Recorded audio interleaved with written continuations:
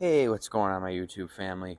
Welcome back, everybody. That wood guy here. We're down in the wood shop, and anybody who's new to the channel, I wanted to share with you my 184 drawer chest. And any of you who has already been here and who maybe knows about this chest, who's seen it in my wood shop tour, I appreciate you guys stopping in to view this one again.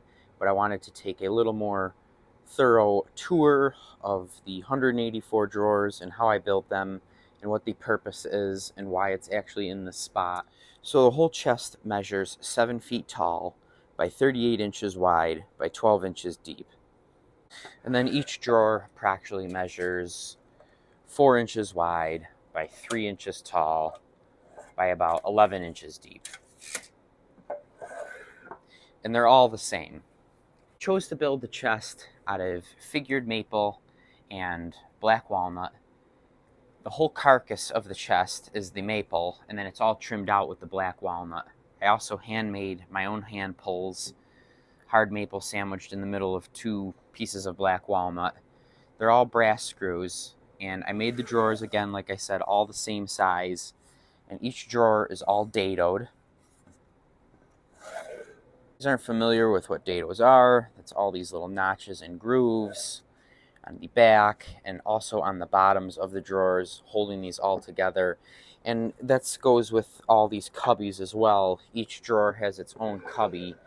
It's not on top of one another, or there's not slides in there. So this creates an extremely strong chest of drawers because everything is almost it's in its own grid and nothing's being supported off of one another.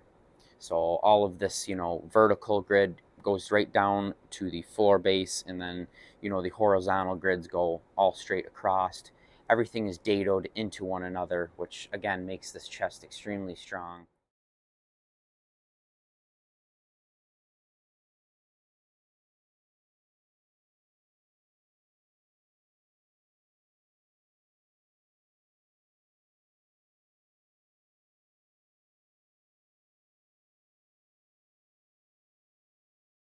I chose to put it in between the spot in my shop here because this is a really close area that you're really not doing much in here.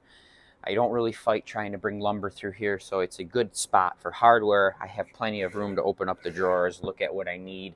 Obviously the chest is taller than what I can see.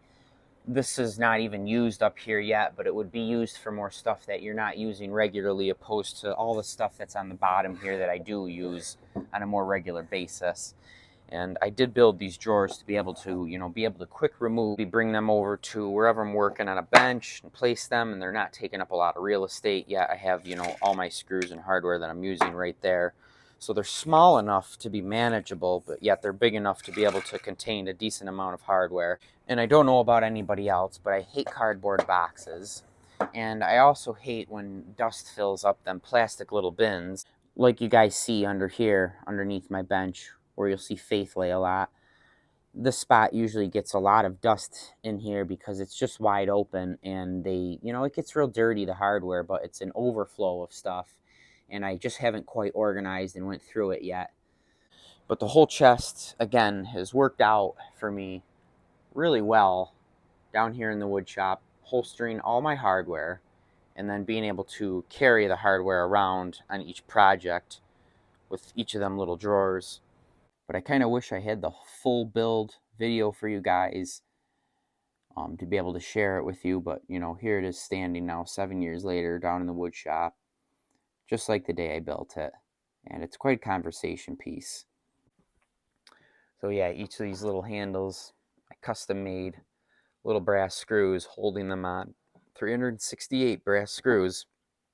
I want to mention also to you guys that this whole carcass here is out of maple plywood for stability and to prevent expansion and contraction over seasonal movement, because I did cross grain with black walnut trim, so that kind of worked out nice. And it also is super strong for these drawers to then, be fit into place. It makes a super strong chest of drawers to have a plywood carcass with all these plywood dividers, and that is the reason I chose that. I also want to mention that for finishing, this is for all my furniture, really, more than the shop furniture.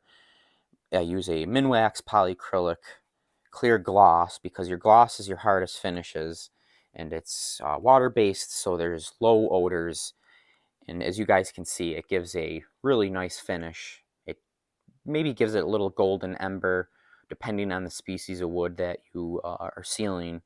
But I love this finish because it's super durable. Glue literally scrapes off of it. Any sort of coffee spills, which I'm guilty of, and any other, like dust, it just wipes off super clean. That you guys can see on the side of my other cabinetry, I've used the same finish as well. I have not come up with labels for the drawers yet. I just kind of do somewhat have a photographic memory of knowing what is in there.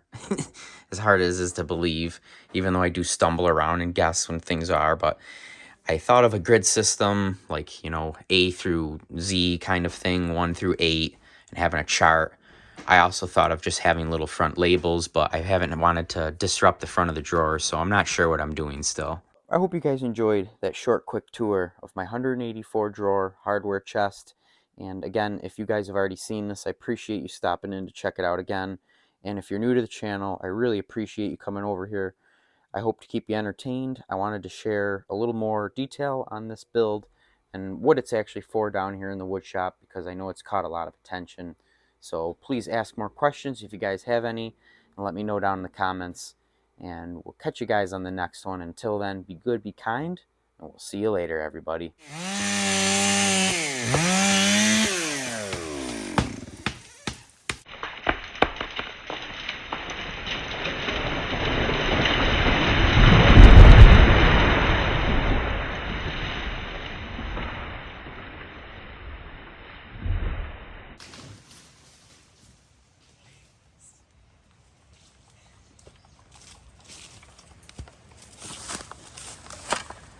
Beautiful.